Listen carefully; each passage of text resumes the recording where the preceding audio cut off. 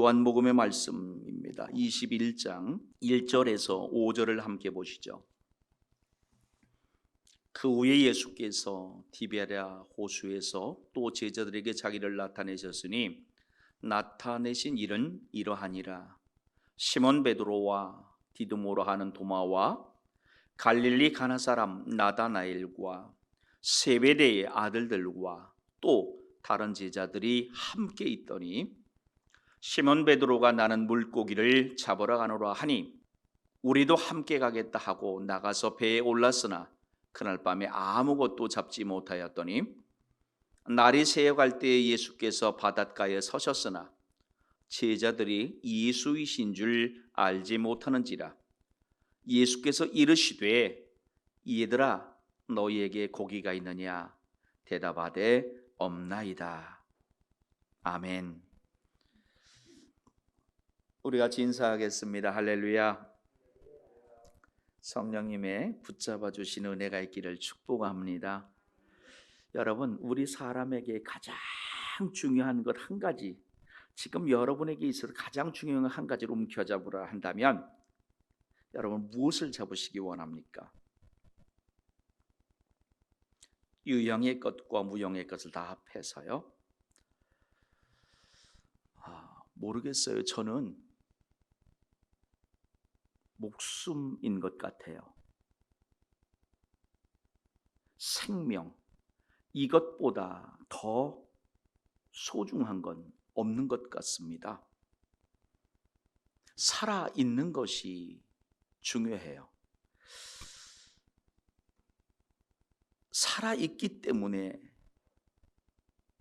1년 365일 한 날 한 날이 귀할 수 있는 것이죠. 그러므로 오늘 저와 여러분에게 있어서 오늘 하루 1년 365일 중 하루예요. 52주 중 한 주죠. 이 날이 아주 특별한 날이기를 축복합니다. 이 첫 달과 첫날의 의미는 그 모든 귀중한 날 중에 또 다른 의미를 가져요. 어떤 출발, 시작과 같은 의미를 더하기 때문입니다. 좀 전에도 말했듯이 올 한 해 저와 여러분이 삶의 자리에서 또한 믿음의 자리에서 한 날 한 날이 참으로 소중하기를 축복합니다. 의미 있는 시간들이기를 축복합니다. 그래서 주일 예배가 의미 있기를, 또 들려주시는 말씀을 통한 깨달음이 의미가 있기를 부탁합니다. 그 말씀을 묵상하고 나눔이 있기를 주의 이름으로 부탁드리겠습니다. 그리할 때에 그 말씀이 그냥 예배를 통해 듣고 흘려보내는 말씀이 아니라 한 주간의 동력이 되고 능력이 될 줄 믿습니다. 여러분 한번 그런 상상을 해보십시오. 교회 온 식구가 주일을 준비하고 함께 나와 예배합니다. 그 말씀을 함께 또한 묵상하고 나눕니다. 한날의 시작과 끝을 말씀을 함께 나누는 그런 교제로 마칠 때 그 그림, 여러분 그게 명작이지 않을까? 그곳이 바로 천국이지 않을까 생각합니다. 오늘 본문에 그런 행복한 장면이 실은 펼쳐지고 있습니다. 예수님께서 십자가에 돌아가셨습니다. 예수님을 따르던 제자들도 뿔뿔이 흩어졌어요. 고향으로 그들이 돌아갑니다. 1절을 보니까 그 흩어진 제자들을 향해서 보여주시는 모습이죠. 그 후에 예수께서 디베랴 호수에서 또 제자들에게 자기를 나타내셨으니 나타내신 일은 이러하니라. 또 제자들에게 나타나셨다고 그러니까 부활하신 후 제자들은 이미 예수님을 만나신 거죠. 그리고 오늘 또 만나셨어요. 예수님은 제자들이 함께 있을 때 자기를 나타내시고 있어요. 여러분 여기에 귀한 의미가 숨어 있습니다. 예수님은 제자들에게 예배의 엄숙함을 가지라는 것만 강조하고 있는 것이 아니에요. 믿음의 공동체 안에서 그 지체들이 함께 생활하는 것이 좋다는 것을 실은 우리에게 은연중 가르쳐 주시고 있는 것이에요. 다시 말하면 함께 모이는 것. 그래서 때로는 그들의 신앙을 대화를 통해서 간증을 통해 서로 배우고 격려하는 시간을 얻게 되는 유익이 있는 것이죠. 또한 그들은 함께 모여 함께 예배하고 함께 일상의 생활을 나누는 가운데에 공동의 신앙 증언자들이 될 수 있는 것이에요. 서로 간에 증인이 될 수가 있는 것입니다. 그래서 하나님은 지금 그렇게 제자들이 모여 있는 그 자리에 나타나시고 있어요. 그 자리에 7사람이 있었습니다. 어떤 성경학자는요, 예수님께서 7 제자들이 있었던 그 자리에 오신 이유를 당시 로마의 법을 들어서 이야기하기도 합니다. 당시 로마의 법에는요, 이런 법이 있었습니다. 한 사람이 운명합니다. 그때 유언을 하는데 그 유언이 유효하기 위해서는 7명의 증인이 필요했다는 겁니다. 그래서 그 7사람에 주시하는 성경학자들이 있어요. 정말로 오늘 본문도 그래서인지는 몰라도 흩어진 제자들 7명이 등장을 합니다. 시몬 베드로와 디두모라 하는 도마와 갈릴리 가나 사람 나다나엘과 세베대의 아들들과 또 다른 제자 둘이 함께 있더니, 자 여러분, 이 제자들 중에요 도마가 2번째 등장해요. 21장 바로 앞에 도마라는 제자가 등장을 합니다. 그래서 부활하신 예수님의 모습을 직접 만져보아야만 믿겠다고 했던 그 제자인데 오늘 베드로 다음으로 그 이름이 등장해요. 아마 사도들의 모임에 더 가까워져 있는 그 모습을 우리는 생각해 볼 수 있겠죠. 그리고 나다나엘이 나옵니다. 이 나다나엘이라고 하는 제자는요, 요한복음 1장에 등장한 이후에 21장 여기에서 등장합니다. 그래서 어떤 성경학자들은 여기에 등장하고 있는 이 나다나엘이 예수님의 12제자 중 한 명인 여러분이 잘 알고 있는 바돌로메라고 하는 제자와 같은 사람이다, 동일인이다, 이렇게 주장하기도 해요. 신기한 것은 기록으로 남아있지 않는 제자 둘이 있어요. 그냥 이름이 없지 또 다른 제자 둘로 등장하죠. 이 사람들 또한 벳세대 사람 빌립과 가버나움의 안드레일 것이다 라고 이렇게 주장을 합니다. 어쨌든 여러분, 여기서 중요한 것은 여러분 몰라도 돼요. 뭐 베드로, 도마, 이 바돌로메, 이 나다나엘 이런 거 몰라도 돼요. 7명에게 예수님이 또 나타나시고 있어요. 자, 이때 제자들의 모습을 한번 볼까요? 3절을 보니까 같이 있던 예수님 제자들의 행동은 어떠합니까? 고기잡이 가는 데 대한 베드로의 제안이 나오지요. 그리고 그들의 동의가 나타나 있습니다. 아마도 그들은 무엇을 해야 할지를 잘 몰랐던 것 같습니다. 예수님을 따라다니던 그 제자들이 이 고향에 들어와서 다시 무엇을 해야 할지 손 놓고 있는 상황이었던 것 같아요. 이때 베드로가 나는 물고기 잡으러 가노라 그랬더니 나머지 제자들도 또한 이렇게 말합니다. 우리도 함께 가겠다. 함께 있어야 하니까 그들이 함께 가겠다고 말하는 것입니다. 일반적으로 같은 장사하는 사람들끼리 화합하는 것이 그렇게 쉽지 않잖아요. 그런데 놀랍게도요, 이 제자들은 지금 하나의 일치된 장면을 우리에게 보여주고 있어요. 바로 이 본문 말씀을 가지고 어떤 성경학자들은 그들이 떠났던, 즉 예수님의 제자로 버리고 갔던 그 자리로 다시 돌아온 이것을 잘못이었다 이렇게 해석하기도 해요. 본래의 자리로 돌아왔다는 거죠. 3년 동안 공든탑이 다 무너진 그러한 모습으로 해석하기도 해요. 오늘 여러분들은 이 본문 속에 등장하는 제자들, 그리고 여기서 만나고 있는 예수님의 상황 속에서 제자들을 여러분 어떻게 생각하십니까? 만약 우리가 그렇게만 생각한다면 왜 예수님은 그때 그곳으로 오셔서 제자들에게 힘을 쓰게 하셨을까요?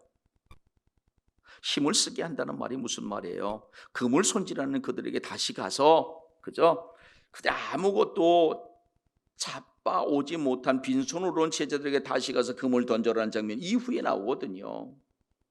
바꿔 말하면 예수님은 그때 그곳에 오셔서 그들에게 그렇게 힘쓰도록 하시지 않았을 수도 있다는 것이에요.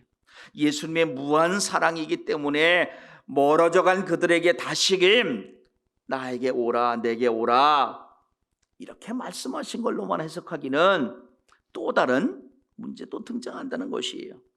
제가 여기서 분명히 말씀드리고 싶은 것은요, 신년이 되어서 나중 만날 베드로 할아버지에게 제가 점수를 따기 위한 것은 절대 아니에요. 물론 7 제자들이 저에게 너 그때 그렇게 설교했지 잘했다 그 의도는 아니었는데 이렇게 한다면 어쨌든 내가 인기는 없겠지만 어쨌든 저는 오늘 이 시선을 조금 다르게, 생각을 조금 다르게 본문 말씀을 보았으면 좋겠어요. 이 땅에 많은 복음주의 학자들이 실제로 그렇게 해석하기 때문이에요. 대표적인 신학자가 매튜 헬림입니다. 자, 이렇게 해석하는 이유가 있습니다. 마가복음 16장 7절과 마태복음 28장 10절은 서로 병행 구절입니다. 예수님께서 돌아가시고 무덤에 안치가 되셨잖아요. 그때 3명의 여인이 그 무덤을 찾아가죠. 여러분이 잘 알고 계시는 막달라 마리아, 그리고 또 누구죠? 야고보의 어머니 마리아, 살로메. 그 여인들이 예수님의 무덤에 가서 거기서 부활하신 예수님을 만납니다. 그때 예수님이 전했던 이야기가 있어요. 천수에서 들려주던 말이 뭐죠? 그게 이런 말입니다. 내가 먼저 갈리로 갈 것이다. 그리고 제자들을 내가 그곳에서 보게 될 것이다. 이것을 이 여인들에게 이야기하라는 거예요. 제자들에게 그 이야기를. 그리고 사도행전 2장 이후를 보면 쉽게 말하면 오순절 그 다락방 성령 역사 이후에 비로소 제자라는 말보다는 사도라는 이름을 가지고 하나님의 복음 사역을 힘있게 증거하는 모습을 우리가 보게 되죠. 이렇게 본다면 오늘 3절 이 말씀은 오히려 그들에게 있어서 칭찬할 만한 것으로 해석하기도 합니다. 충분히 그렇게 해석할 수 있어요. 왜냐하면 그들이 그렇게 행한 것은 시간을 벌고 게으르지 않으려는 행동이었습니다. 앞에서 말씀드린 것처럼 그들은 아직 예수님의 부활을 세상에 알리려는 명령을 받지 않았어요. 그들은 사도로서의 역할, 그 사명 모든 것이 다 세팅되어 있는 상황이에요. 스탠바이는 돼 있어요. 그런데 스타트는 아직 안 된 상황인 거예요. 때가 되지를 않은 것이죠. 분명히 임무는 만들어져 있는데 행동을 시작할 시간이 되지 않았던 겁니다.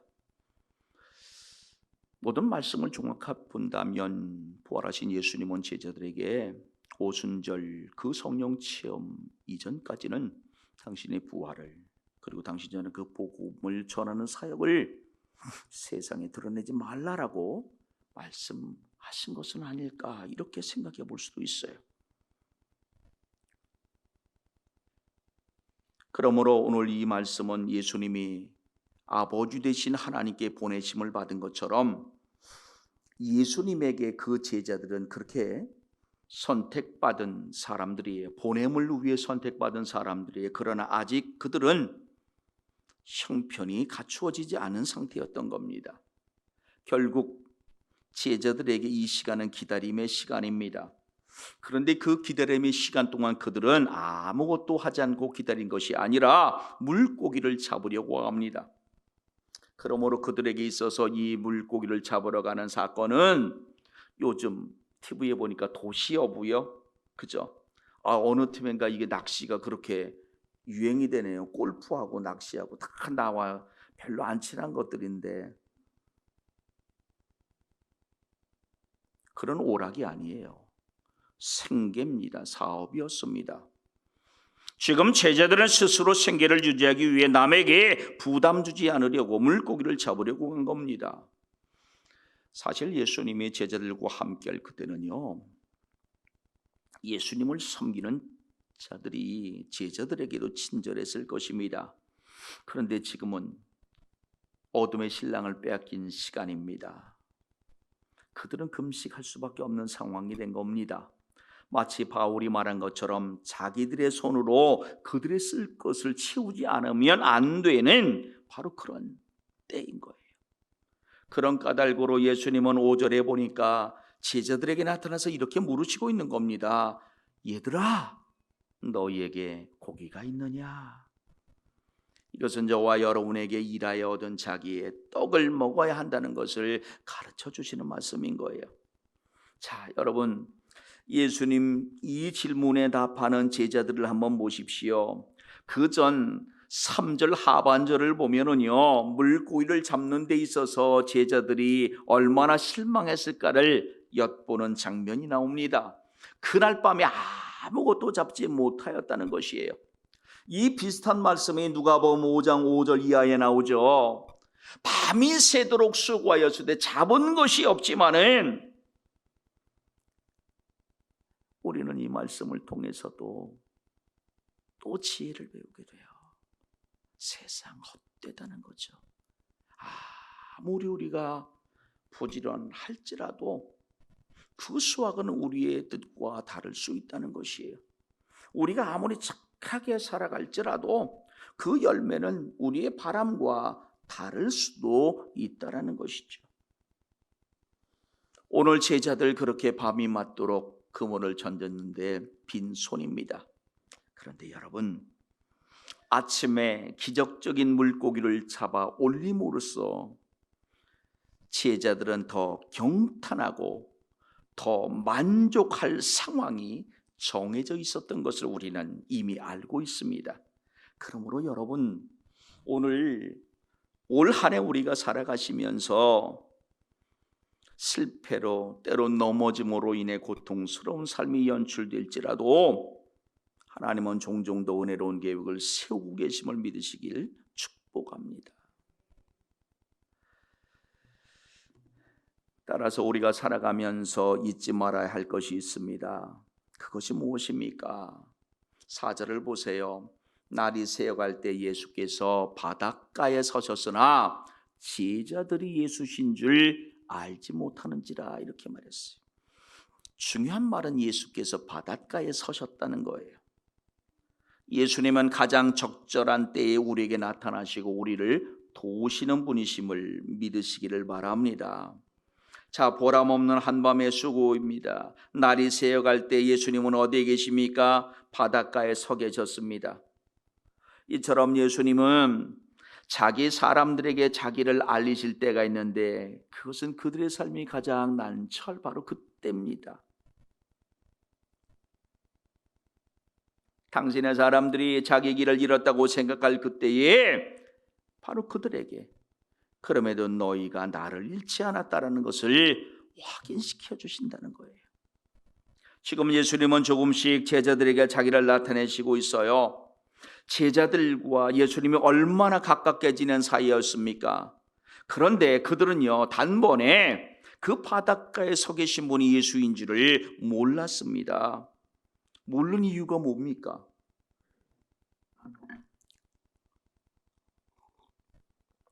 간단합니다. 설마 예수님이 여기 계시겠어? 이 생각이죠. 생각지도 않은 사건이죠. 또 하나, 눈여겨보지 않은 겁니다. 아마 이런 새벽 동트기 전 나우 누군가 하나 바닷가에 서 있으니까 고기잡이 하러 나간 배들에게서 실려오는 그 고기를 좀 사려는 사람이지 않았을까? 이렇게 생각했을 것 같아요. 그러므로 여러분, 오늘 우리는 바닷가에 서 계신 예수님의 모습을 통해서 분명하게 기억하시며 위로받아야 할 은혜가 있어요. 예수님은 이 모습처럼 우리가 생각하는 것보다 더 가까이 계신다는 거예요. 이 사실을 믿으시기를 축복합니다. 그리할 때 힘과 능력이 우리에게 생기게 될 줄 믿습니다. 이제 예수님은 큰 사랑, 즉 긍휼의 한 본보기로 그들에게 자신을 나타내시고 있습니다. 그게 마지막 5절의 말씀입니다. 얘들아, 너희에게 고기가 있느냐? 여러분, 이런 것 들어보셨어요? 혹시 파이디온 선교회라는 이름 들어보셨어요? 한번 인터넷에 이렇게 쳐보셔도 좋아요. 이런 분들 교육교재 같은 거 만들어는 데요. 파이디온. 여러분, 여기서 말하는 얘들아라는 이 단어가 바로 그 파이디온이라는 단어예요. 어린아이, 유아를 뜻하는 단어예요. 예수님은 그 장성한 제자들에게요, 그렇게 다가가시고서 지금 묻고 계신 거예요. 얘들아, 마치 엄마 아빠가 개구장이 아기를 부르듯 얘들아, 아들아, 딸아. 얼마나 정감 있는지 몰라요. 얼마나 깊은 사랑이 느껴지는 말인지 몰라요. 마치 너 부족한 거 있니? 내가 채워줄게. 아무 걱정하지 마. 지금 그렇게 부르시고 있는 거예요. 사랑하는 여러분, 오늘도 예수님은 저와 여러분의 삶의 자리에 찾아오셔서 이렇게 부르십니다. 얘들아, 너에게 고기가 있느냐? 얘야, 너에게 고기가 있니? 이 음성을 들으시길 축복합니다. 이렇게 물으시는 예수님은 그 누군가가 당신 앞에 모든 사정을 다 털어놓기를 원하시고 계시기 때문인 거예요. 사실 예수님의 제자들이 형편을 지금 모르시고 묻는 질문이 아닙니다. 다 아세요. 그럼에도 불구하고 그 형편을 직접 들으시기를 원하시는 것이에요. 그 형편을 직접 말함으로 아시기를 원하시는 것이에요. 그분 앞에 아뢰시기를 부탁합니다. 아무것도 염려하지 마시고 그대로 아뢰시고 이루어짐을 믿으시는 여러분이기를 축복합니다. 그리고 여러분, 여기에 말씀 가운데 결국 이 말씀은 뭐예요? 오늘 우리는 예수님이 있는 자요 우리는 없는 자의 모습이라면 세상 가운데 우리는 있는 자잖아요. 아직 없는 자들을 향해서 오늘 예수님처럼 이렇게 물으라는 그 가르침을 주시고 있는 것이에요. 세상을 향해 얘들아, 너에게 고기가 있느냐? 오늘 광고 시간에도 우리가 돕는 교회들, 함께 기도하는 교회들, 기관들 함께 보았잖아요. 그렇게 하는 이유가 여기에 있어요. 일하고 싶어도 자리가 없어요. 일하고 싶어도 건강이 부족해요. 놀랍게도 그들은요, 자기의 목소리를 낼 만한 능력도 없어요. 그러한 이들에게 우리가 시선을 돌려야 될 그 이유를 예수님은 본문을 통해서 보여주시고 있는 겁니다. 자, 이러한 질문에 예수님은 이렇게 대답하고 계시잖아요. 그 제자들을 보십시오. 없나이다. 예수님의 그 무한한 사랑의 질문이잖아. 얘들아, 너에게 고기가 있니? 그랬더니 없나이다. 그 무한 사랑에 얼마나 짧고 굵게 대답하는지 없시오, 이런 말이잖아요. 그렇죠. 힘들겠죠. 힘 빠졌겠죠. 그러니까 이렇게 대답할 수밖에 없어요. 그러나 여러분, 오늘 예수님으로부터 사랑을 받고 싶어 한다면 먼저 우리는 우리의 공허함, 우리의 궁핍함, 아무것도 없다는 것을 인정하지 않으면 안 됩니다. 예수님은 우리에게 바로 이것을 듣고 싶어 하신 거예요. 예수님은 제자들에게 지금 그것을 듣고 싶으셨던 겁니다. 오늘 예배하는 저와 여러분, 어디서 예수님을 만나길 원하십니까? 예수님은 오늘 어디에 있는 나를 만나시기 원하실까요? 본문을 통해 우리는 찾아오시는, 찾으시는 예수님을 만납니다. 찾으시고 찾아오시는 예수님, 그 예수님이 누구를 만나는 것을 보십시오. 예수님을 증언할 사람이었죠. 예수님의 때를 기다리는 사람이었어요. 그 때를 준비하는 사람들이었습니다. 그러므로 여러분, 오늘 저와 여러분의 삶의 자리에서 예수님의 때까지 손을 놓지 마시기 바랍니다. 때로 드러난 결과에 실망하지 마시기를 부탁합니다. 분명한 것은요, 예수님은 적절한 때에 나에게 나타나실 것이고 나를 도우실 것입니다. 여러분, 예수님은 내가 생각하는 그것보다 더 가까이에서 나와 함께 계심을 기억하시기 바랍니다. 그리고 나에게 말씀하십니다. 얘야, 너에게 고기가 있니? 찾아오시고 형편을 모시는 그 예수님을 만나는 한 해가 되시길 축복합니다.